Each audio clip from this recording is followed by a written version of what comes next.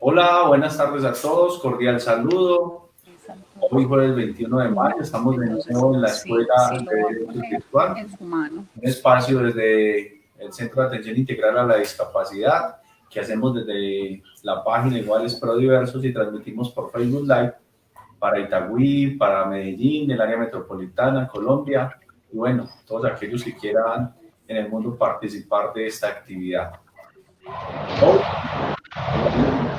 queremos que nos seguirán aportando sobre el tema de la educación, cómo disfrutar del derecho a la escuela, cómo las personas con discapacidad estamos ahí. Y hoy vamos a conversar sobre el derecho a la educación de las personas con discapacidad visual. ¿Cuáles son esas estrategias? ¿Cómo se han implementado esas estrategias, tanto desde la escuela, desde los profes, como desde la casa, desde las familias, con respecto a la población con discapacidad? Y si se ha podido disfrutar en igualdad de condiciones de ese derecho a la educación, participando de manera activa en las distintas actividades que se realizan.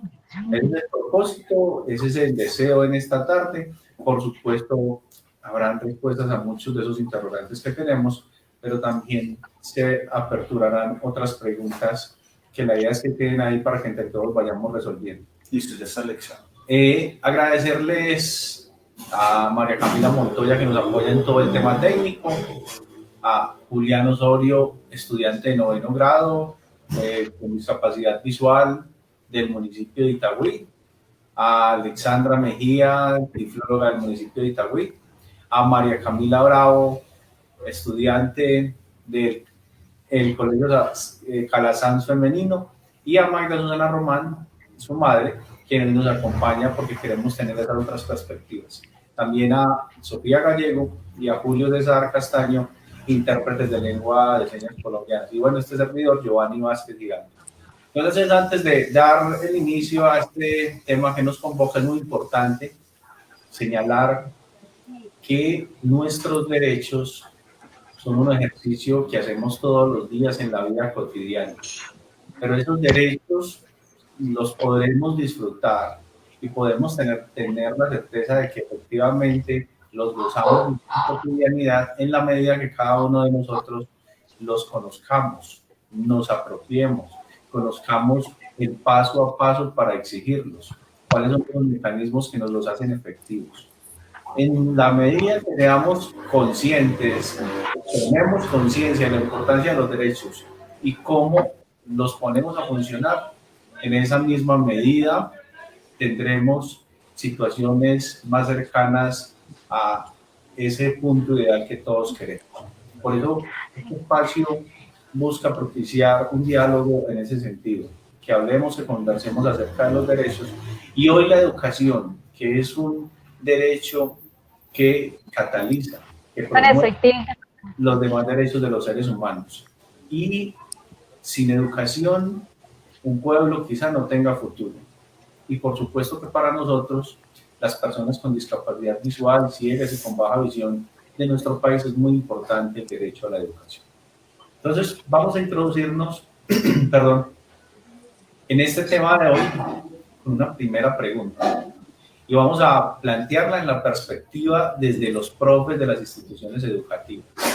¿Qué tan abiertos, qué tantas estrategias han adoptado para que nosotros, los estudiantes con discapacidad visual, los niños y las niñas con discapacidad visual, ciegos o con baja visión, estamos en las instituciones educativas públicas y privadas? Porque es muy importante subrayar, tanto las instituciones públicas como privadas deben de cumplir con el derecho a la educación, tal cual lo establece la Convención de Derechos de Personas con Discapacidad, que no hay que cansarnos de repetirlo, es la convención que se aprobó el 13 de diciembre en Naciones Unidas de 2006, y que Colombia, a través de la ley estatutaria 1618 y el decreto 1421 de 2017, garantiza que todos los niños con discapacidad tendrán derecho a disfrutar de la escuela y de la educación en igualdad de condiciones con los demás niños y niñas, haciendo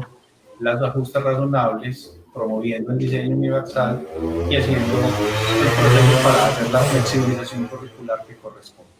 Entonces, la primera pregunta va en esa línea y quisiera empezar con Alexandra como tiflóloga, que nos contara esos profesores de las distintas instituciones educativas, ¿qué estrategias han implementado para que los estudiantes con discapacidad puedan participar? Es muy importante para Julián y para María Camila y para Maya que también vayamos pensando en esa perspectiva, desde los profes hacia los estudiantes y hacia las familias de las personas con discapacidad. ¿Cómo han observado ese diseño de estrategias desde los profes hacia los estudiantes y hacia la familia que se ha convertido?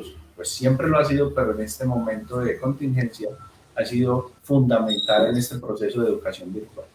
Alexandra, bienvenida, buenas tardes, gracias por estar otra vez acá con nosotros. Buenas tardes, Joa, muchas gracias por invitarme. Esta vez me estoy conectando desde otro lugar y quisiera que me dijeran si se escucha bien. Sí, bien. Sí, perfecto, listo. Bueno, nuevamente gracias por invitarme a este otro espacio y a seguirlos acompañando y contándoles la experiencia del municipio de Itagüí y la Secretaría de Educación. Lo primero es contarles que los profes, al igual que el resto de los seres humanos, algunos siempre están dispuestos, otros logramos que se vayan movilizando y crean en este cuento y además de que crean, pues comprendan esto como un asunto de derechos. Y hay algunos, por fortuna son muy pocos, muy poquitos, por lo menos en el municipio de Itagüí, que todavía les cuesta incluir sus ajustes razonables y comprender. Pero antes de llegar al tema de qué estrategias, qué ajustes o qué adaptaciones han realizado, quisiera partir por contarles que hay como 3 momentos y ese primer momento es cuando uno llega a la institución educativa y el profe la tiene clara desde un principio, comprende de una manera muy natural y muy tranquila qué es la discapacidad visual, porque pareciera ser que no fuera tan claro para todo el mundo. Pareciera ser que la discapacidad visual estuviera asociada con discapacidad auditiva y con discapacidad cognitiva o intelectual. Entonces, poco se dirigen a la población directamente con discapacidad, porque entonces le hablan a su compañero o le hablan a quien esté a su lado. Y empezamos nosotros entonces, cuando se hace esa primera lectura, que tanto el profesor conoce de la discapacidad visual, por hacer algo muy importante, que creo que es como la base fundamental, y es esa toma de conciencia. Que el docente tenga muy claro qué es la discapacidad visual y cuáles son las capacidades del estudiante y dónde está su deficiencia realmente. Cuando él comprende eso, entonces ya el asunto se va mucho más tranquilo y mucho más sencillo, casi que uno está solamente para validar, porque ellos solitos van creando muchas cosas. En el caso de los docentes del municipio de Itagüí, han creado asuntos como adaptación de materiales, de relieves, si es a esto lo que apunta la pregunta, donde cuando estamos trabajando, por ejemplo, temas de matemáticas, los profes con sus propios materiales crean las gráficas en relieve para que los estudiantes ciegos lo hagan. Han llegado a comprender algo muy importante y es el tema de los de baja visión, con el tema de ayudar a adaptar las gráficas con lápiz, con marcadores, que apunten más a que ellos puedan ver como la información. Y algo muy valioso que me ha parecido es cuando ellos validan directamente con el estudiante si esa adaptación sirve o no sirve. Algunos profesores creen que la adaptación por sí sola ya tiene que servir y no entran en esa validación con el estudiante ciego o de baja visión. Entonces, una de las cosas que, por ejemplo, hemos venido implementando es que el profesor sea consciente que no es suficiente con hacerle el plano cartesiano y graficar allí las parejas ordenadas, que es importante que además le hagamos una alfabetización a ese estudiante ciego, porque infortunadamente pudo haber ocurrido que otros profes creyeron que no era importante trabajar con él las gráficas, entonces no está el muchacho alfabetizado en el tema de gráficas y empezamos por ese proceso, porque pues lo primero adaptarlo, pero lo segundo es que lo valide directamente con el estudiante que tan claro es. Se han hecho adaptaciones en herramientas, como es el caso, y me permito acá citar el caso de Julián, que es la persona que nos está acompañando.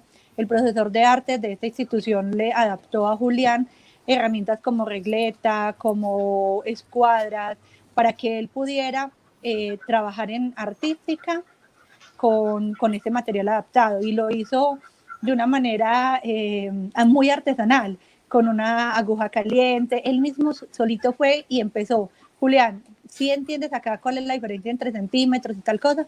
Entonces fue muy, pues también es muy, muy grato eso. Y ahorita que andamos, pues con todo el tema también de los lectores de pantalla, lo decía bien la semana pasada, los profesores han ido entendiendo cómo diseñar documentos que los estudiantes puedan leer con sus lectores de pantalla. En el aula de clase, que también es importante, pues ahorita estamos desde la virtualidad, pero quiero hablar lo que pasa en el aula de clase. Hemos logrado que el docente, en áreas muy, muy, muy importantes, el docente lo que haga sea comprender la presencia del estudiante, no la invisibilice dentro del aula, para hacer cosas como que me verbalice el tablero. Hacíamos un ejercicio muy bonito antes de llegar a este tema del aislamiento social, con una profesora de matemáticas del municipio de Itagüí, donde yo le dije, profe, hagamos lo siguiente, me va a escribir lo siguiente, me va a escribir x2 más 4y más 3 sobre x, y ella se queda, suelta el lapicero y me dice, pero ese sobre x me está diciendo que es 3 sobre x o que toda la expresión está dividida por x. Entonces me pareció muy bacano porque justo lo que quería era eso, que ella tomara conciencia de eso. Eso es lo que le pasa al estudiante ciego cuando tú no verbalizas el tablero como corresponde. Entonces él se queda como, ¿es toda la expresión o es solo el 3 el que está sobre X? Y es muy bonito cómo ellos van interjectando ese tipo de cosas y las van luego no solo interjectando, sino que va viendo uno cómo lo van poniendo en marcha. No estamos en un sistema perfecto. Y sí quiero aclarar que todos los profesores, infortunadamente, no lo hacen. Pero siento que hemos tenido ganancias muy, muy valiosas y muy positivas. Bueno, Alexandra, muchas gracias. Y hay una invitada muy especial, María Camila Bravo Román. María Camila, hola. Hola, ¿Cómo estás? muy bien, ¿y ustedes? Muy bien, excelente. María Camila, entonces quisiera que nos contaras cómo has sentido ese acompañamiento de los profes, cómo sientes que han adoptado, asumido esta situación desde la virtualidad y cómo te han apoyado con las estrategias para que puedas llevar a cabo tu participación en la escuela, estudiar. ¿Cómo ha ocurrido eso en esta virtualidad? Bueno, en los profes a menudo piden, por ejemplo, en informática que estábamos viendo el medio ambiente y eran imágenes de, por ejemplo, los barcos que se derramaban de petróleo y la profe le decía a una niña que describiera cómo era la imagen. También, pues, pues describían todo. Por ejemplo, hoy en geometría que vimos unas homotesia, una cosa de congruencia y semejanza de triángulos, que vimos unas marcas de autos. Esas marcas eran unos logos y esos logos los describían. Descripciones, pues, y no me hacen participar, por ejemplo, en sociales, me dicen, pues, me hacen participar y yo soy feliz participando.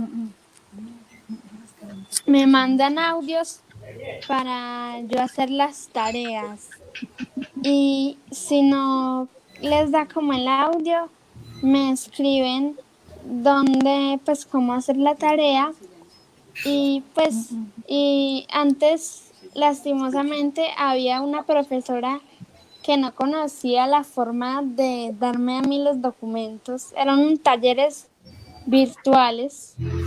Apenas empezaba la cuarentena, eran talleres virtuales y esa profesora los mandaba en imágenes y para completar. Entonces el lector de pantalla obviamente no leía igual.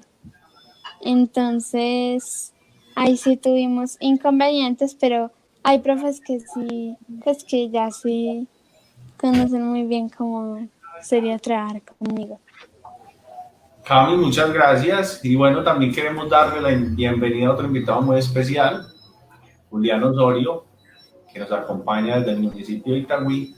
Y Julián, contanos también cómo has recibido a los profes, cómo se han mostrado frente a ese proceso de pasar de la escuela, estar todos los días allá, a vivir esta experiencia, qué estrategias han asumido, han adoptado para que puedas participar y estar en las actividades educativas como los demás jóvenes de tu colegio.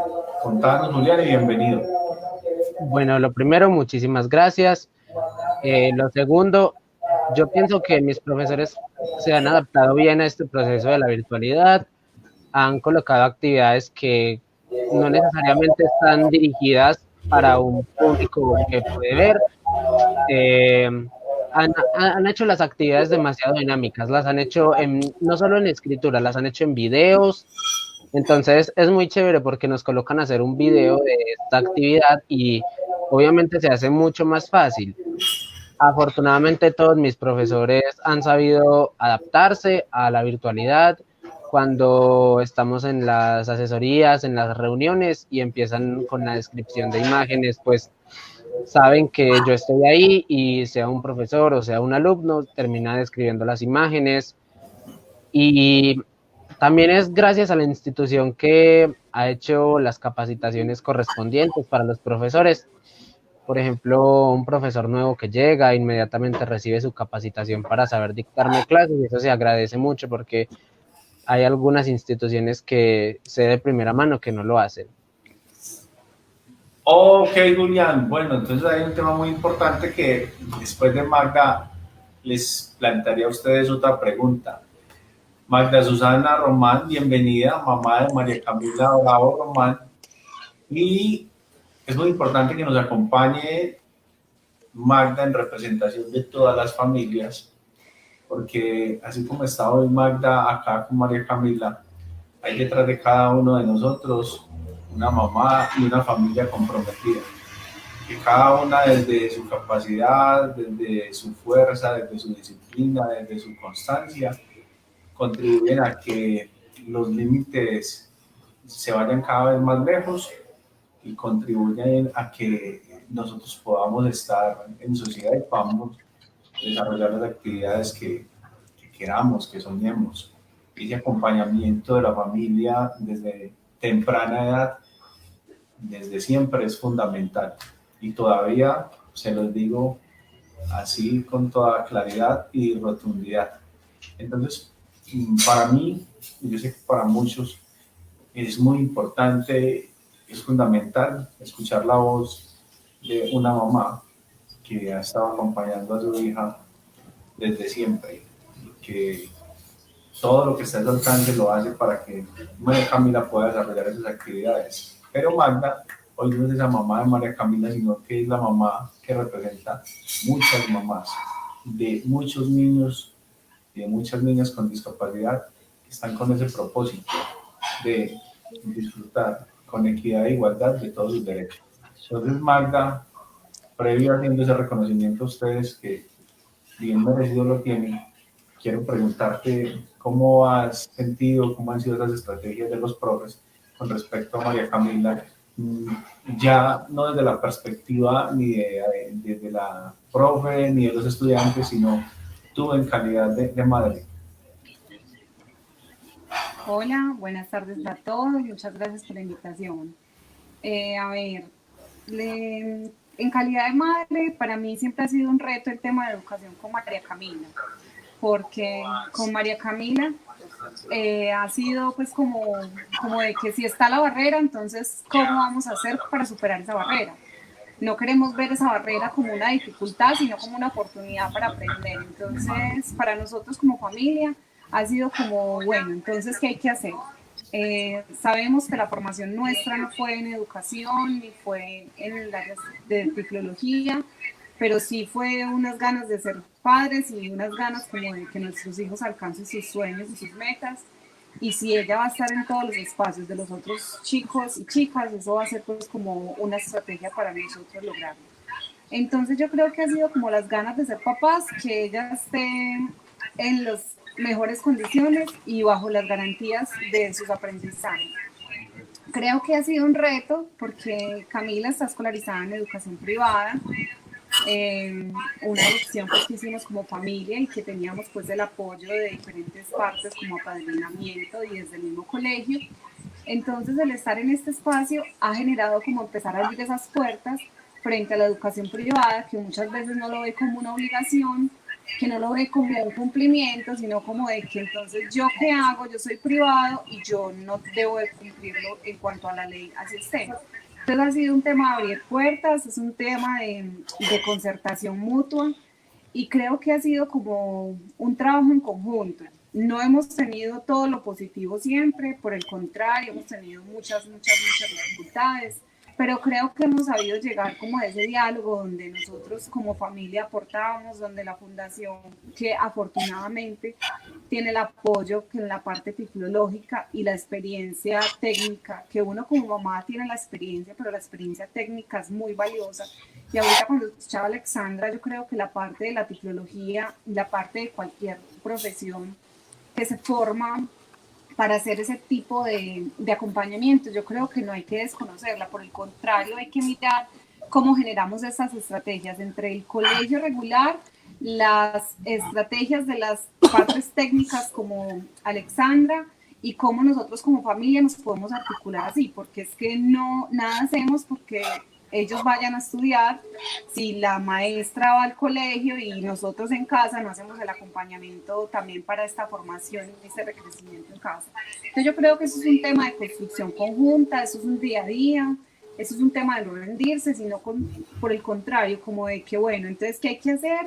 Vamos a superarlo, bueno, existió esa dificultad, hablamos con esta persona, como lo que comentaba ahorita María Camila, nos pasó precisamente en el área de inglés, donde la mamá no tiene ningún conocimiento del inglés, entonces imágenes para yo leerle a Camila en inglés ya era un reto más gigante, ya era una barrera para mí como mamá. Es que las barreras no están solamente por tener o no discapacidad, es una barrera también del entorno, no hace parte de mi educación el inglés. Entonces, concertar con esta maestra y que ella ahora sea la que toma el trabajo de mandar los audios, de mandar algo escrito en formato Word para que el lector de pantalla lo pueda hacer, de generar videos, de empezar a generar otras estrategias, ha sido pues muy beneficioso para nosotros. Pero yo creo que es un tema de trabajo en conjunto. Ok, Magda, yo creo que hay un tema que han tocado, que han mencionado todos, y es lo actitudinal. Resulta que cuando hablamos de barreras, encontramos las barreras actitudinales. Y hay un pedagogo argentino que me gusta por ahí leer de vez en cuando, porque es inspirador, de Carlos Escliar. Y Carlos Escliar dice que la escuela requiere de pequeños gestos heroicos que se dan cuando llegan los niños a la escuela. Y cuando llegan los niños a la escuela con discapacidad, con mayor razón, porque la escuela tiene que estar abierta y dispuesta a recibir a todos los niños que llegan. Y lo que manifiesta él es que el gesto heroico está que cada profesor que está en la escuela reciba a ese niño no con una negativa, sino con toda la disposición del mundo a hacerlo parte de ese proceso, a que haga parte de esa familia y de ese ecosistema que es la escuela y que es de esos entornos tempranos donde todos estamos, donde todos fluimos, donde tenemos nuestros primeros amigos, nuestras primeras experiencias de vida. Y esas experiencias nos marcan y nos movilizan en la vida.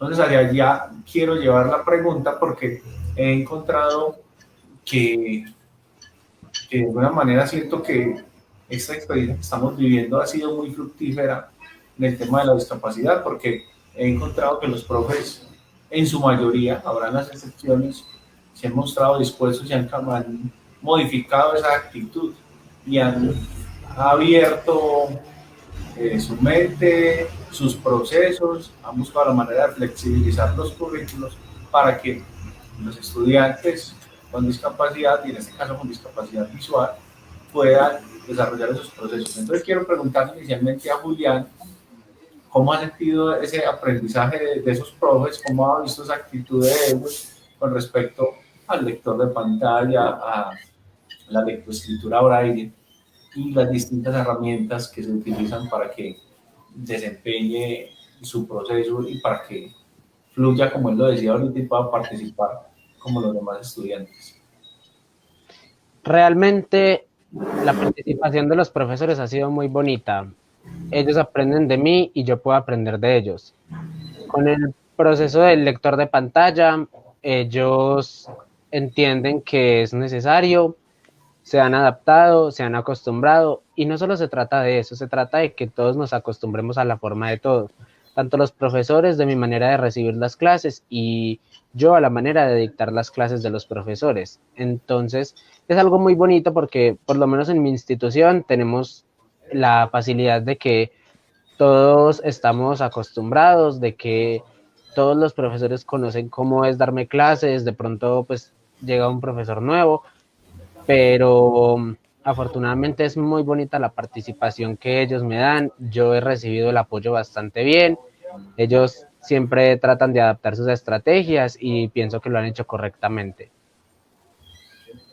Ok, Julián. Bueno, antes de continuar con María Camila, un saludo a todos los que están conectados, a todos los que están participando activamente, a Cristina, a Álvaro Arango, Norberto Arredondo, y bueno, de los demás que están ahí conectados con nosotros. María Camila, cuéntanos entonces si los profes han estado 12 con su actitud o cómo los han notado en este tiempo de cuarentena con las clases que ofrecen ahí por los medios virtuales. Ok, en los medios virtuales han estado súper con la actitud, incluso mientras Julián mencionaba lo del lector de pantalla que era necesario, yo pensé que incluso en el aula de clase de forma presencial, cuando yo prendía mi computador y me ponía a escribir en lengua castellana o en estadística o matemáticas o en informática, las niñas pues no lo normalizaban que una voz sonara mágicamente de mi computador. Entonces, no, y ha sido muy chévere las clases virtuales porque yo participo y los profes hacen lo máximo para brindarme herramientas para yo aprender. Incluso a mí ya me dan ganas de consultar cosas, por ejemplo, hoy en biología, que vimos el ciclo menstrual y yo dije, ¡ay, qué cool! Ok, María Camila, y entonces yo creo que vamos avanzando porque precisamente yo creo que es la barrera fundamental, es el tema de cuando hay esa presunción de incapacidad, cuando se cree que porque el otro tiene una discapacidad no puede realizar las cosas, no es capaz. Entonces, encontrar, identificar que los profes están permitiendo que sus estudiantes participen buscando estrategias alternativas y con toda la disposición, eso nos va a ir permitiendo que se resuelva uno de esos escollos principales, la actitud que se tiene frente a ese estudiante que tiene alguna discapacidad. Alexandra, entonces, en ese rol de filóloga, cómo ha jugado y cómo ha notado a los profesores con respecto a los estudiantes con discapacidad visual. ¿Cuáles son esas experiencias significativas, esas buenas prácticas que hoy tenemos como resultado de estos 2 meses de contingente?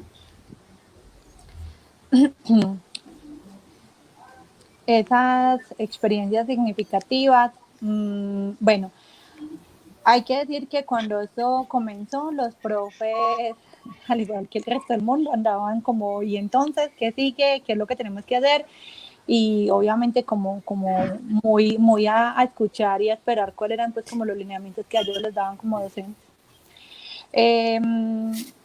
Pero si me permites, quiero hacer una anotación que después se me puede olvidar, y es que creo que también esas respuestas de los docentes que menciona Camila y que menciona Julián, y tú lo mencionabas ahorita, mencionabas el tema actitud, creo que es así como de pronto se puede percibir a través de este Facebook Live, y es que también depende mucho de esa actitud del estudiante. Y pues no soy la persona que acompaña a Camila, porque sabemos que Camila está en Medellín, pero escuchándola a ella hablar, y sí acompaño a Julián, de Julián sí lo conozco, percibo la actitud también abierta y dispuesta de ellos, no una actitud pasiva del estudiante, de esperar que el profe haga, responda, proponga, sino que me atrevería a decir que en Camila ha estado también esa actitud muy proactiva, como pasa tanto con Julián, que Julián siempre es profe, y entonces, profe, y como, profe, ya sé, lo podemos hacer de esta manera, profe, y qué tal si usted me permite hacerlo de esta forma. Entonces creo que eso es algo importante que quede, y es que las barreras actitudinales, y tú lo has dicho en otros espacios, no solo están en el otro, también están puestas en mí mismo, y estos dos estudiantes nos muestran cómo esa apertura que ellos tienen también favorece su participación en el aula de clase. Entonces, y en los diferentes escenarios académicos, porque también es valioso indicar que el estudiante ciego no es el estudiante del aula de clase, es el estudiante del descanso, del recreo, es el estudiante después de que se acaba la jornada, cómo se relaciona con sus compañeros para hacer tareas, para hacer trabajos en equipo, para todo este tipo de cosas. Entonces, volviendo pues como a la pregunta, los docentes pues han estado, en principio estuvieron como muy a mirar qué ocurría y a tratar de trabajar con las guías que desde Secretaría de Educación se habían entregado. Pero en la medida en que fuimos validando, nos dimos cuenta que algunas cosas no estaban ajustadas y se fueron haciendo pues como esos ajustes. Los docentes han estado en gran medida en una comunicación muy directa conmigo, entregándome en todo previo a, preguntándome en Alexandra, ¿es así? ¿Está bien de esta manera?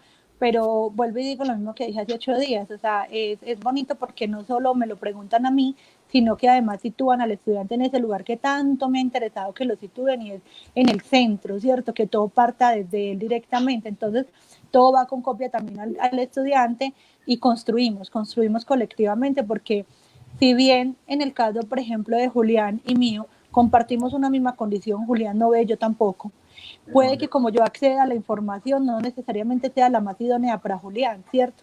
Entonces entramos y acompañamos, yo doy unas orientaciones iniciales, ellos son receptivos a esas orientaciones iniciales, pero posteriormente se valida con el estudiante y se hacen los ajustes que haya que hacerse según la evolución que haga el estudiante.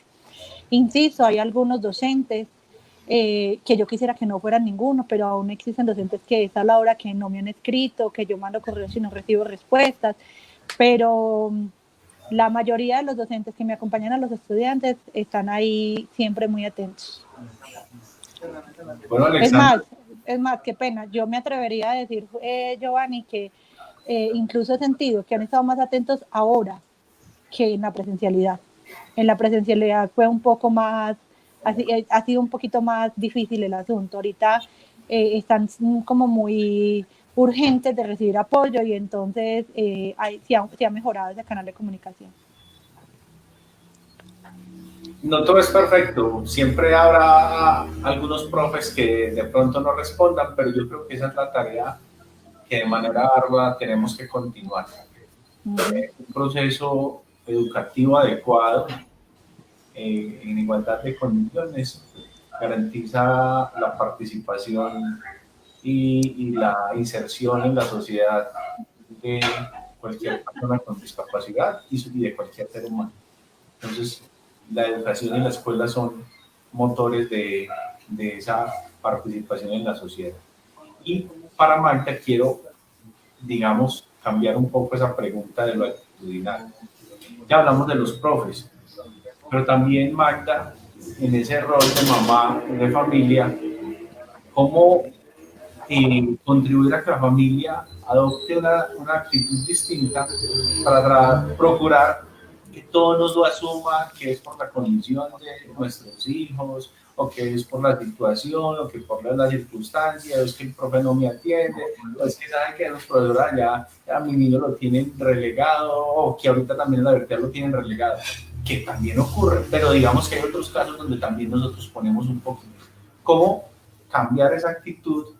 ¿Cómo nosotros darle la vuelta y aprovechar cualquier circunstancia para volverla en favor de la oportunidad que los profes conozcan otras maneras de aprender, otras maneras de llegar al conocimiento, otras maneras de conocer las matemáticas, de conocer la biología, y que hay muchas maneras de transmitir el conocimiento y de interactuar con los estudiantes?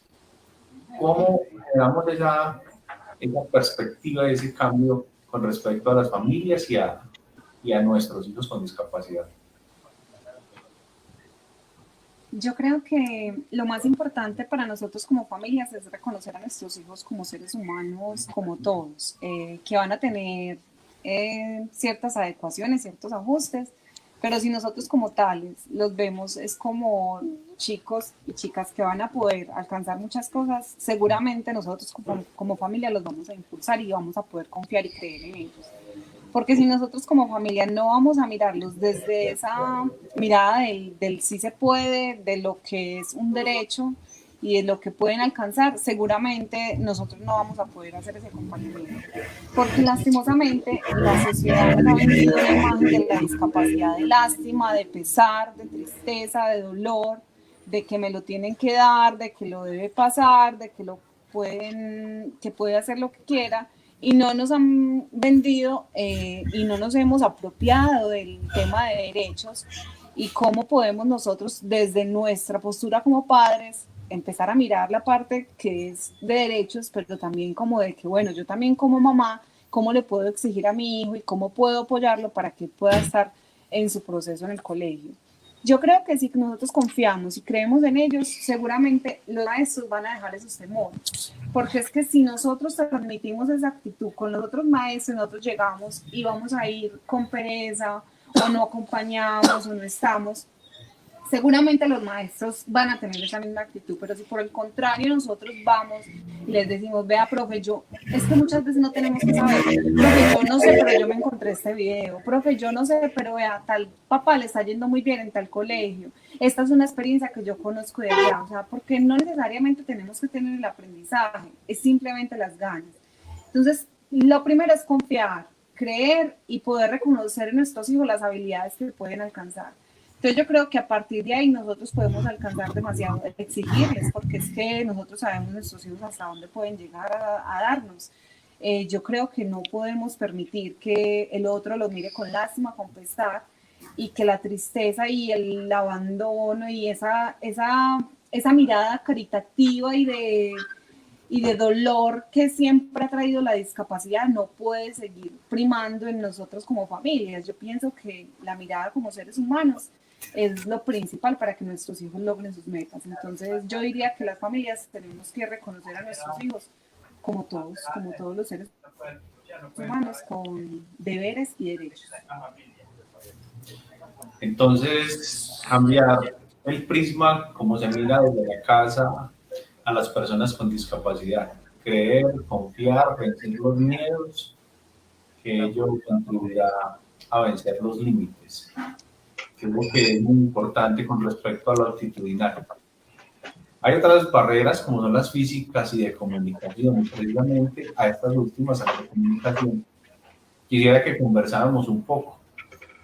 Y en la escuela regular, yo creo que ya lo han tocado, pero quiero que lo concretemos, y es, cuando estamos en la escuela a veces precisamente estaban esas reflexiones y esas discusiones sobre el tema de las barreras en la comunicación, cómo llegaba la información, qué medios, qué mecanismos utilizábamos para que los estudiantes ciegos y con baja visión pudieran tener acceso de forma directa, sin intermediarios, a los contenidos de las clases, a lo que el profesor estaba manifestando dentro de la clase. Entonces, hoy, en estos 2 meses que estamos viviendo una experiencia educativa distinta, quiero preguntarles, ¿cómo ha sido ese proceso de transferencia de información, de comunicación, de contenidos desde los profes a los estudiantes y viceversa? ¿Cómo ha sido ese traslado de esa información, esa transferencia, esa interlocución? Y si esa barrera de la comunicación e información, que es un asunto de los que encontramos en el entorno y que en el entorno educativo a veces nos dificulta el proceso educativo, ¿cómo lo hemos sorteado? ¿Todo va bien? ¿Hay asuntos por mejorar? ¿Qué aspectos encontramos y creemos que hay que mejorar? Entonces, vamos a iniciar con María Camila. Bueno, en comunicación, pues en estos medios virtuales, los profes pues no he tenido como tantas barreras físicas de comunicación, pues salvo que el video que me puso a hacer el profe de tarea no envíe o cosas así similares, pero pues sí, pues me ha ido muy bien comunicándome con el profe y el profe comunicándose conmigo. Hemos planeado asesorías por la plataforma digital que estamos usando y sí, me ha ido muy bien. Oye, María Camila, y cuéntanos la experiencia, cómo es vivir educación física desde la casa y cómo es ese apoyo de la mamá, cómo lo vives, cómo lo haces. Ay, educación física, usted parece mago, ¿cómo supo? En fin. Educación física. Educación física, pues hoy sí fue chévere, hoy que me tocó educación física sí fue chévere. Porque mi mamá me dijo cómo se bailaba, porque era bailar y era pues cosas de visuales y que a la profe Rosa eso era como una videollamada, a la profe no se le escuchaba nada, pues ella hacía la actividad y se le escuchaba todo exótico y mi mamá tuvo que ponerse delante de mí, yo tocarle las piernas. Nos tocó bailar por ejemplo, un paso de mambo, entonces mi mamá me enseñó cómo era el mambo, entonces ahí sí. Entonces ya estamos listos, Camila, para bailar. Cuando nos encontramos, No, bailamos. yo no soy amante de bailar, pues yo sí practico, pero yo no soy amante de bailar, no. Mejor cantar los idiomas. Yo sé que cantas muy bien. Otro día nos cantas. Julián, Listo. Señor. Esa interacción con las plataformas virtuales, ¿cómo va esa experiencia? ¿Cómo han funcionado los lectores de pantalla? Cuando ha habido esas dificultades, ¿cuál ha sido la actitud de los profes? ¿Cómo se ha resuelto ese tipo de situaciones con la comunicación con los profes durante estos días? Es bastante chistoso porque cuando empezamos con el uso de las plataformas virtuales no lo hicimos por las típicas que eran Zoom o Meet. Lo hicimos por una plataforma de Microsoft que se llama Microsoft Teams y yo tenía miedo de que el lector de pantalla no funcionara o no fuera accesible. Entonces hicimos una reunión de prueba, la verdad bastante bien. La aplicación es accesible con los lectores de pantalla. Y es bastante también chistoso porque cuando los profesores dicen voy a compartir pantalla, pues ellos caen en cuenta que estoy yo y me empiezan a hacer la descripción general de lo que hay. es bastante interesante y yo siento que las barreras de comunicación no han sido tan grandes. Obviamente hay excepciones como profesores que no utilizan las plataformas, entonces queda más complicado comunicarse con ellos, pero igual es el 90% de los profesores se prestan para una buena comunicación. Ok, ok, Julia, muchas gracias. Y Alexandra, como tiflóloga, ¿cuáles son esas barreras de comunicación, esas dificultades que se han presentado, que ya se sortearon, que aún siguen pendientes por sortear y qué debemos hacer? ¿Cuáles son los caminos que debemos recorrer para resolverlas con respecto a esas barreras comunicativas y de información?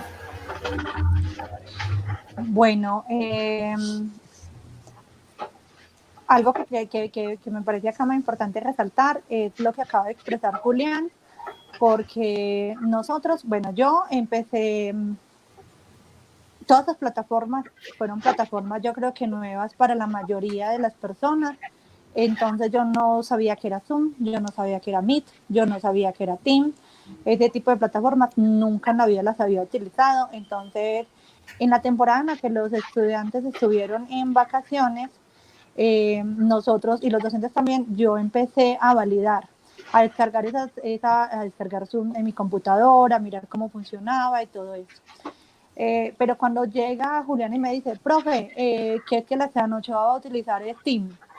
Yo me quedé como bloqueada porque para poder entrar a Teams ya lo había intentado y necesitaba una cuenta de Microsoft que no tengo. Y yo le dije, ay, Juli, yo no he podido validar si esa plataforma es accesible. Entonces me dice, profe, yo tampoco. Pero a los 2 o 3 días me escribe y me dice, no, profe, la plataforma sí es accesible. Entonces me pareció fue para mí muy, muy grato ver también eso a lo que tanto le apunto, y es que pienso que el rol de la tiflología o de un tiflólogo está en no crear dependencia entre el estudiante y el tiflólogo, o entre el profesor y el estudiante, y el tiflólogo digo, sino en justamente en crear independencia, en el que ya se le entrega las herramientas al estudiante y él pueda ir caminando cada vez más solo en su proceso. Entonces de esta Laura que yo no sé cómo es el ambiente de team. Julián me dijo, no, profe, es súper fácil, todo lo hacemos, no sé qué. Y empezó incluso a contarme cómo era el ambiente de esta plataforma. Sin embargo, entonces, como si había estudiado Zoom y Meet y me apoyé en lo que Julián me dijo, Teams sí es accesible, en esa primera semana, entre el 20 y el 21 de abril, que entraban los estudiantes, le mandé a los profesores que me acompañan a los estudiantes con discapacidad visual cuáles eran las plataformas más amigables para el proceso de ellos. Eso desde la Alexandra como la persona que orienta el proceso. Pero también tengo que decir que así como he dicho que los profes han estado muy dispuestos y demás, tengo que confesar que ninguno me consultó si una plataforma era o no era accesible. Ninguno me preguntó, Alexandra, ¿será que en esta el estudiante sí puede o no puede? ¿Cierto? Simplemente lo dieron por hecho desde un principio y digamos que se hizo las cosas un poquito al revés, porque no partieron desde el conocimiento de si sí o si no, sino que ya tenían todo establecido previamente. Como yo no sabía en ese día, en esa semana, qué plataforma iba a utilizar cada institución, porque es otra cosa que también me parece que ha generado ciertas alteraciones, y es que no hay una uniformidad en ese aspecto, dejan como a la libertad de cada institución, e incluso en algunas instituciones como a la libertad de cuál es la plataforma que es más amigable para el docente. Me parece que puede afectar un poco, porque yo no puedo asumir que mis estudiantes tienen celulares de gama alta para descargar cuánta plataforma tengan que descargar para participar. Sin embargo, ellos no han manifestado que tengan estas dificultades. Sin embargo, pues yo sí les he dicho a los profes, tratemos de que utilicemos siempre la misma plataforma para que el estudiante no tenga que estar...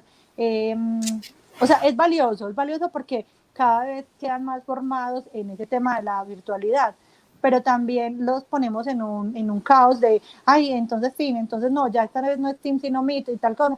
Y creo que de pronto en ciertos momentos, solo decías hace 8 días, del caos salen cosas muy interesantes, pero mientras que se vive el caos, pues es angustiante y demás.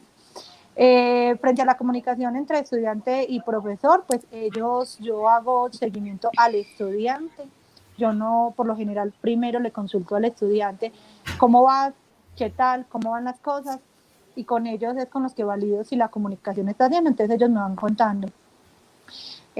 Profe, sí, tal es profesor ya me habló, o tal profesor está haciendo eso, o solo falta tal profesor. Entonces, cuando ellos ya me validan eso, paso donde el profesor y le pregunto, bueno, es que el estudiante me ha informado esto, que todavía no hay canal de comunicación, tal cosa. Y eso, es verdad lo que dice Julián, hay algunos docentes, por fortuna muy poquitos, que también es un poco que me cuestiono ahí el tema de justamente ese respeto por la diversidad, porque hay docentes que no son de redes sociales y también entonces cómo mediar el derecho del docente frente a no querer las redes sociales, pero también cómo se garantiza esa comunicación con el estudiante, porque hay algunos docentes que no les gusta WhatsApp, que no les gusta Facebook, que no les gusta nada de ese tipo de cosas, entonces se dificulta. Pero puedo decir que hasta donde conozco, solo con una docente tenemos esta dificultad en todo el municipio, pues en todos los profesores que yo oriento.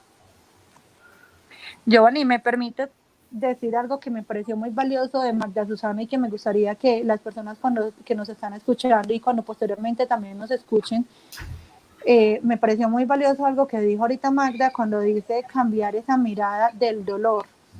Creo que yo que también hago ese acompañamiento de las familias, me prendió un poco el foco Magda con esa frase, porque creo que si los padres de familia miran a sus hijos no desde el dolor, sino desde el amor, el asunto es completamente favorable. Bueno, Alexa, muchas gracias. Hay un asunto que me inquieta y que valdría la pena, y quiero preguntarle a Magda y a Alexandra, y para luego que terminemos con una conclusión y una pregunta que tengo para Julián y para María Camila. Y es, Magda, ¿qué estrategias podemos darle a esas familias que no son tecnológicas, que no manejan bien las plataformas y entonces que quizás no pueden ofrecer el apoyo en las condiciones que se quisiera y que quieren a su hijo con discapacidad visual? ¿Y qué hacer también en los casos que son muchísimos y que es una realidad? Y después de Magda, Alexa, desde su perspectiva como apoyo de tecnología en el municipio de Itagüí, que no tienen conectividad, que no tienen acceso a internet. Ahorita en las instituciones educativas se están dejando talleres impresos en tinta, pero impresiones en braille no hay, impresoras en braille ahorita no tenemos funcionando. Quizás si no tenemos internet tampoco tenemos escáner. Entonces, ¿qué otras estrategias o qué podemos contar o decirle a esas familias que tienen? Uno, la dificultad para el manejo de esas nuevas tecnologías, y dos, que no tienen conectividad. Bueno, gracias Alexa por recordarme que es con amor que miro a María Camila, precisamente por el amor que le tenemos a nuestros hijos es que alcanzamos tantas cosas con ellos. Magda, ¿no te escuchas? No, a ver. Ahí sí. Ahí. Bueno, le di agradecimientos a Alexandra por el tema de recordarme el amor que le tengo a mi hija y que precisamente por el amor es que hemos logrado muchas cosas. Frente a las otras estrategias, yo creo que todas tenemos pares y yo creo que de nuestras pares hemos aprendido. Incluso María Camila también está estudiando por el tema de Teams y fue una amiguita la que le dijo cómo era el movimiento de la plataforma, porque es más tecnológica, y le dijo con tabulador, con esto y sus pares. Y nosotros como familias también tenemos nuestras pares que hemos conocido en el camino. Entonces yo creo que esa es una buena estrategia, buscar nuestras pares. Segundo, buscar el tema de la comunicación, ya sea por WhatsApp o por medio telefónico. Yo creo que si la barrera la tenemos porque no tenemos un medio de comunicación, ya sea un computador o un celular, entonces busquemos el teléfono, busquemos que telefónicamente hacer la descripción y que nuestros maestros nos puedan hacer la descripción, buscar tantas cosas que es el manejo de las texturas, que el tema, o cómo llegamos, porque nosotros tenemos tiempos de salida, o cómo llegamos hasta la institución educativa por el documento en físico y cómo lo podemos adaptar en nuestro hogar, nosotros le podemos dictar a nuestros chicos, que son los que escriben el braille súper rápido, para que ellos hagan la herramienta o para que la adapten y que nosotros hacerlo bordeado. O sea, yo creo que el límite sí está, pero yo creo que las ganas nos tienen que poder más frente a ese límite que existe.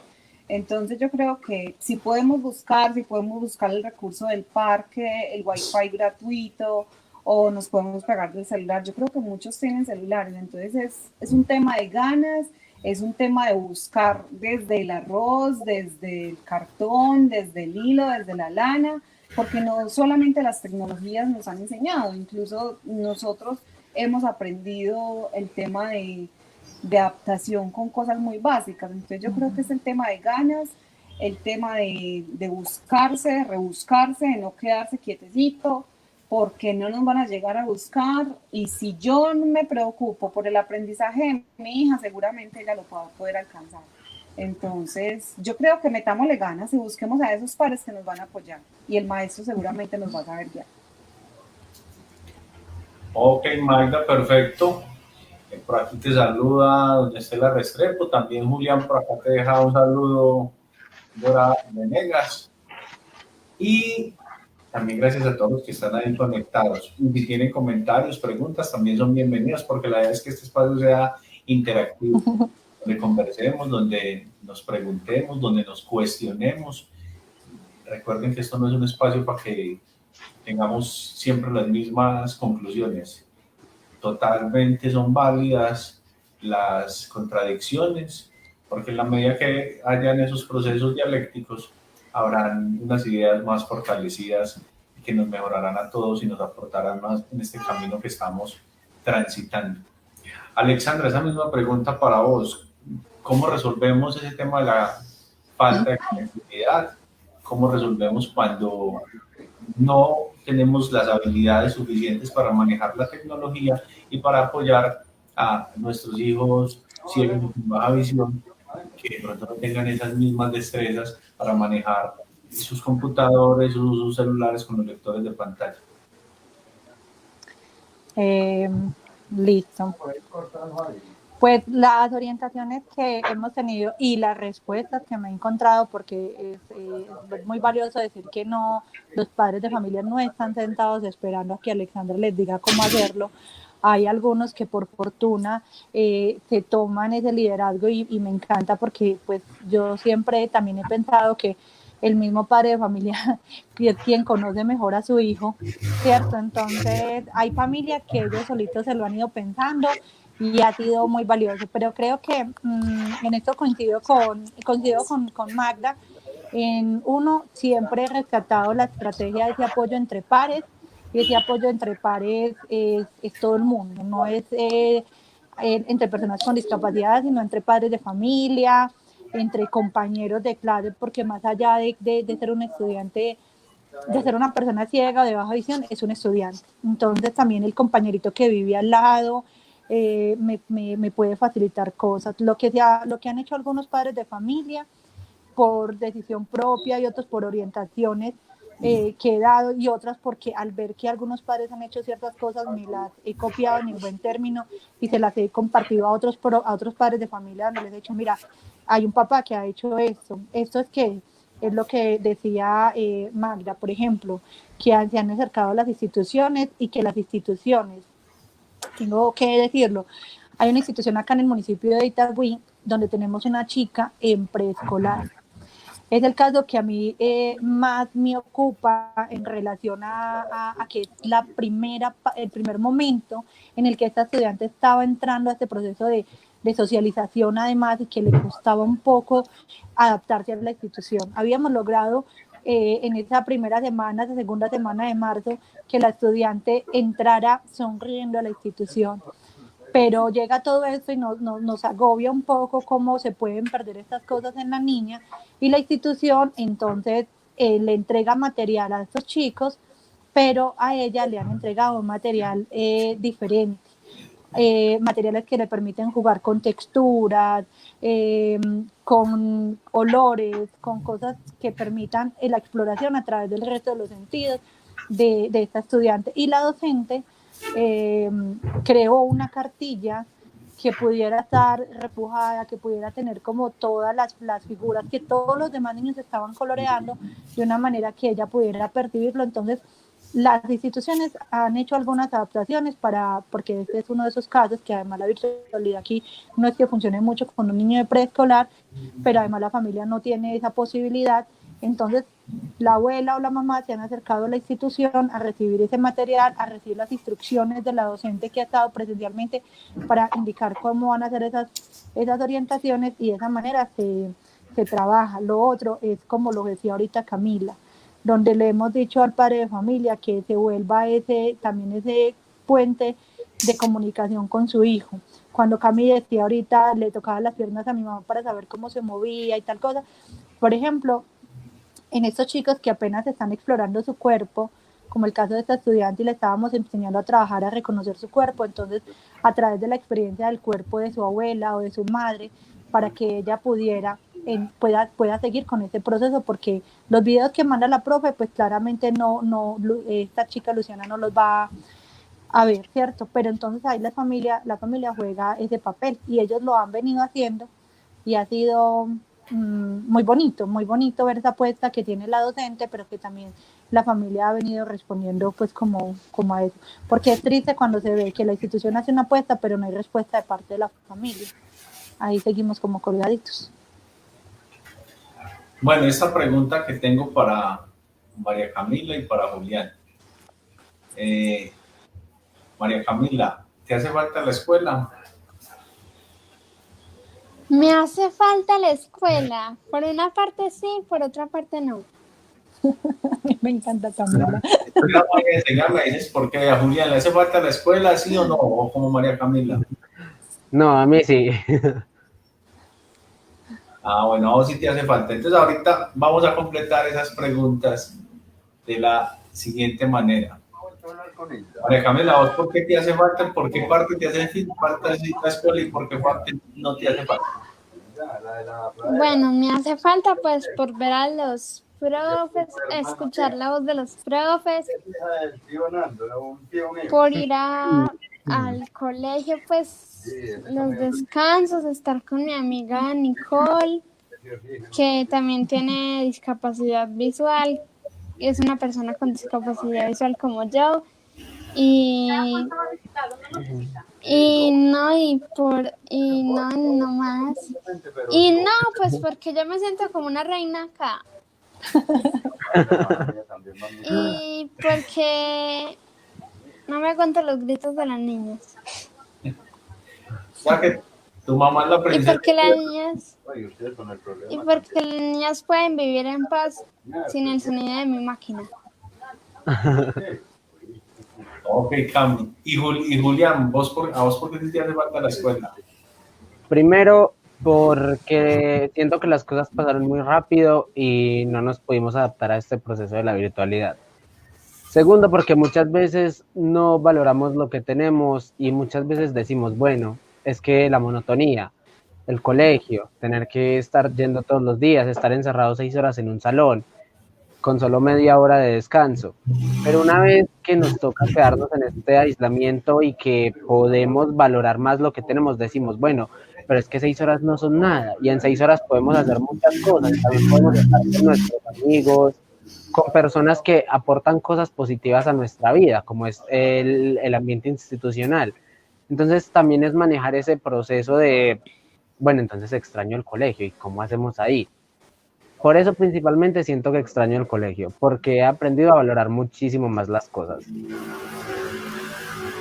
Bueno, y para que concluyamos y cerremos la tarde de hoy, vamos a imaginar que ya ha terminado todo este tema de la cuarentena y ya hemos vuelto a la escuela.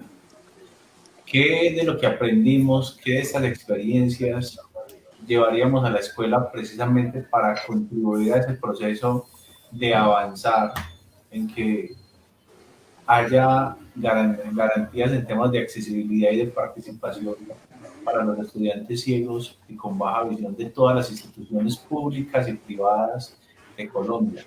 ¿Cuál sería esos resultados, de esos logros que tenemos y que indudablemente nos sirvieron ahora y que tenemos que aplicarlos en la cotidianidad de la escuela. Y que si antes no lo hicimos, pero en la virtualidad lo logramos hacer, cómo llevarlo a que en el día a día, en la cotidianidad, lo hagamos. Entonces, Alexandra, para que vayamos cerrando, por favor, te escuchamos.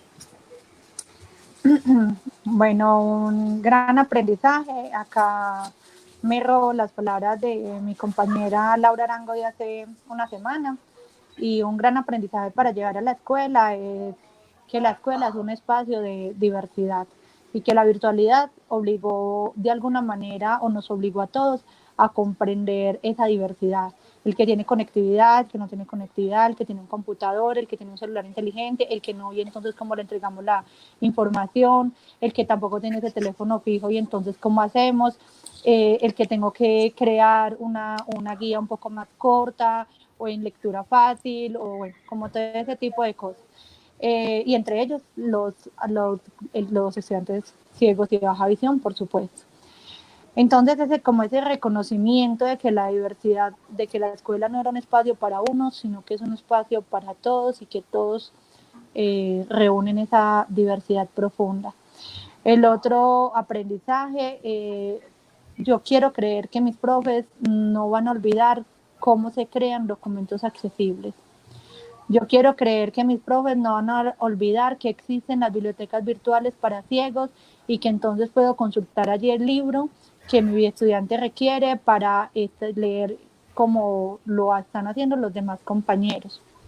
Yo quiero creer que mis profes, cuando lleguemos a la presencialidad, van a reconocer el valor también de los audiolibros, del material concreto, de mirar ese tema que Julián les ha estado diciendo tanto, y Julián pues porque es el que está en este espacio, pero conozco otro estudiante donde les está diciendo, profe, acá estoy, profe, no sé qué es lo que está proyectando la pantalla, que estás haciendo. Una docente de matemáticas me decía hace una semana, me decía, Alexa, fue complejo, pero cada vez estoy logrando más dictar una clase donde estoy contando y estoy incluyendo todo ese lenguaje matemático, porque era verdad lo que decías. El lenguaje matemático no es valioso para el estudiante ciego, sino para absolutamente todos mis estudiantes. Y así eso me ha permitido no tener que luego hacer unas pequeñas asesorías para ajustarle a mi estudiante ciego esto, sino que él me dice que todo es claro porque he logrado introducir eso. Entonces yo deseo profundamente que estos aprendizajes que ellos han adquirido en esta virtualidad lleguen nuevamente a la presencialidad y que podamos otra vez disfrutar de ese espacio del otro, de compartir con el otro. Ahorita cuando Julián decía que era lo que extrañaba de la institución, creo que fue un poquito diplomático para decirlo, pero estoy casi que segura que una de las cosas que más extraña es poder molestar en toda la institución, porque es un loco por todo el colegio, se mueve por todas partes, tiene que ver con absolutamente todo el mundo. Julián no tiene amigos en su aula de clases, sino que Julián habla con los de décimo, habla con los de octavo, habla con los de 11, o sea, es una cosa impresionante. Yo creo que, y es un ser supremamente social, entonces creo que esa es una de las cosas que le ha costado muchísimo a él en este aislamiento. Yo espero que esos sean los aprendizajes más grandes, Giovanni, y deseo que mis profesores lo hayan podido introyectar y reconozcan en eso lo valioso y lo que tanto les digo, que si hacen las cosas como corresponde desde un principio, no hay que entrar en tanto ajuste y en tanta adaptación. María Camila, ¿y qué llevarías tú en la maleta a la escuela de todos estos aprendizajes que estamos viviendo hoy? ¿Qué te llevarías cuando vuelvas a la escuela? En la maleta, los aprendizajes. Que me llevaría que aparte de hacer la maqueta y llevar el objeto concreto presencial, también hacer un video sobre la tarea o un informe, y me llevaría también que pues las adaptaciones siempre están virtuales o presenciales y llevaría todos mis dispositivos electrónicos, mi tableta y mi computador. Y pues para yo poder consultar y hacer cosas por medio digital. Y Julián, ¿qué llevaría a la escuela en su morral de estos aprendizajes de la virtualidad para aplicar allá en la escuela? Yo llevaría la autonomía que nos dejó este aislamiento, de tener que hacer las cosas por nosotros mismos, sin tener como que un profesor nos esté todo el tiempo el trabajo. Llevaría muchísimo la autonomía, porque es algo fundamental y es algo en lo que yo me he basado en mi proyecto, no solo educativo, sino a nivel personal, ser bastante autónomo, hacer las cosas por mí mismo, y es algo que me ha gustado, tener que colocarme al frente de mi proceso, ser responsable con mis propias actividades.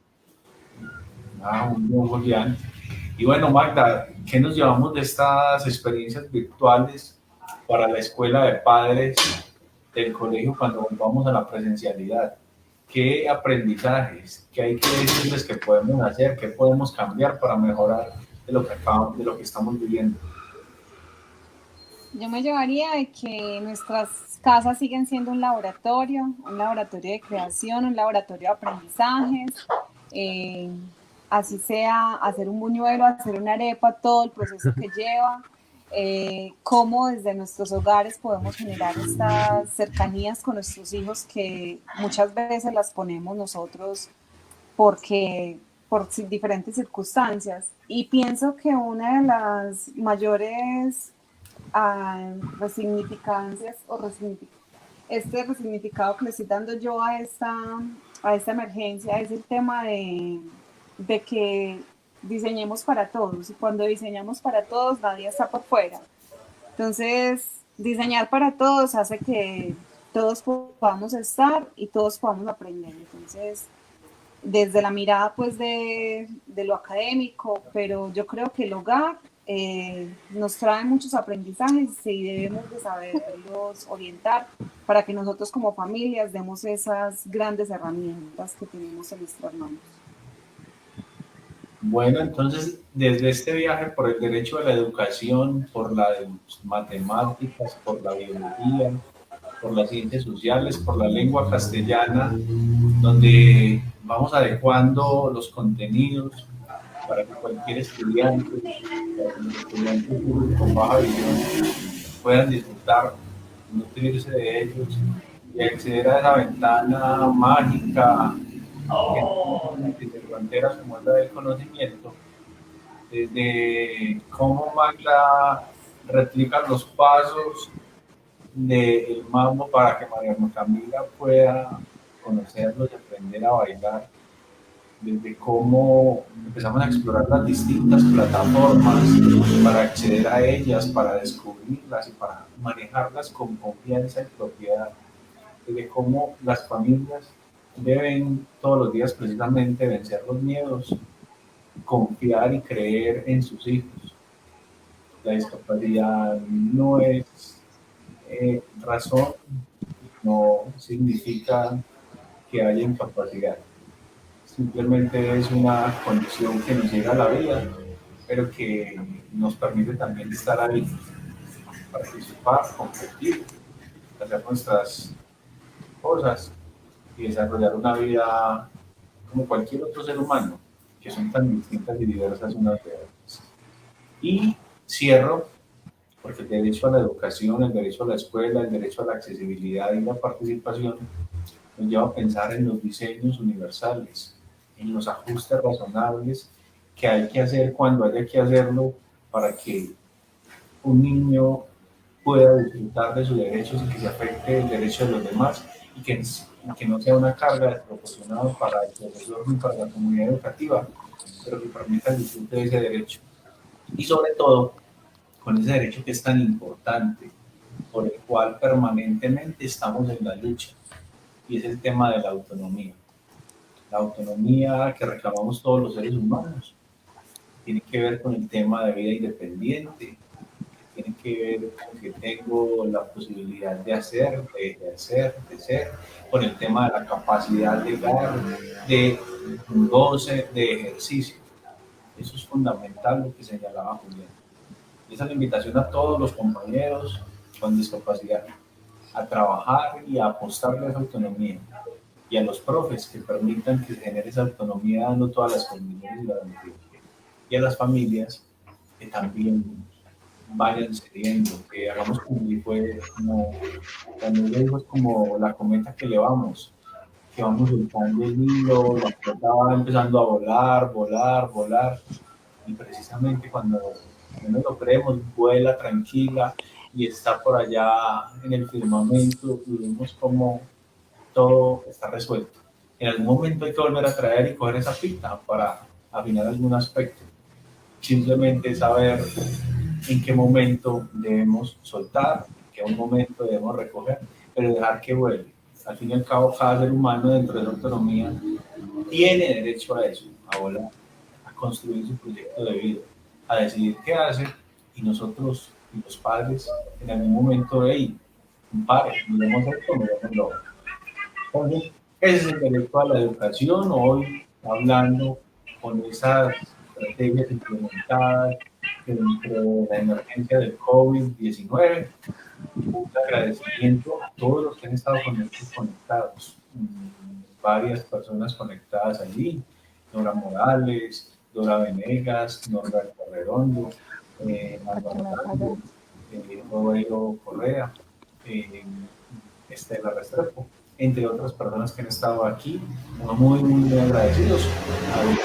Compartan, difundan, repliquen, y por supuesto a nuestros invitados, a Julián Osorio, a Alexandra Mejía, a María Camila Bravo y a María Susana Román. Gracias de estar acá con nosotros, por estar acá con nosotros, y a nuestros intérpretes que nos apoyan, a Julio César Castaño, a Sofía Gallego y a María Camila Montoya, que nos apoya con todo este soporte técnico. Nos vemos el próximo jueves a las 2 de la tarde para que sigamos hablando de los derechos. Recuerden que los derechos no es una ley por allá que es el Congreso de la República y que es muy aburrida. Los derechos están todos los días en lo que hacemos, desde que nos levantamos hasta que nos acostamos. Si miran arriba en el techo, van a darse cuenta que tienen una vivienda, y ese es el derecho a la vivienda digna. Si se levantan y abren la canilla y ven el agua, ese es el derecho a un derecho humano a tener ese elemento vital como es el agua. Y así sucesivamente vamos encontrando derechos en todos los distintos pequeños momentos de la existencia. Entonces esta escuela es para eso, para que ustedes reconozcan esos derechos y los exijan, y los exijamos en los distintos espacios donde nos movamos. Una feliz tarde a todos, nos vemos el próximo jueves, gracias por estar. Recuerden que este es un espacio que hacemos con el Centro de Atención Integral a la Discapacidad y desde la página igual, pero diversos, para que se suscriban y hagan parte de esta familia. Feliz semana.